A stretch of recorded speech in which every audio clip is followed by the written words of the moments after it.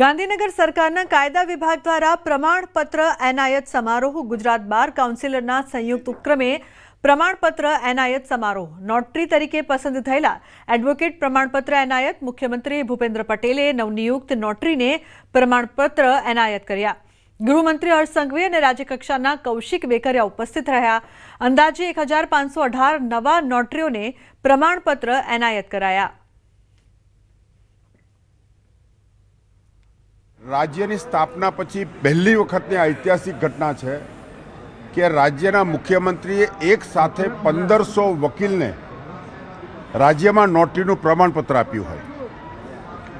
8086 કેન્દ્ર સરકારે આ રાજ્યના વકીલોને નોટરી બનાવ્યા અને 1500 એ રાજ્યની રાજ્ય સરકારે રાજ્યના વકીલોને નોટરી બનાવ્યા છે।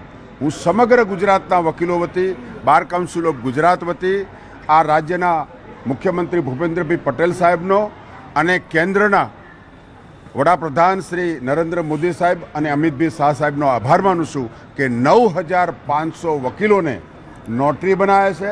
અને આજે જ એક બીજી જાહેરાત થઈ છે કે હજુ 3000 જેટલા વકીલોને એ ગુજરાતમાં નોટરી બનાવશે।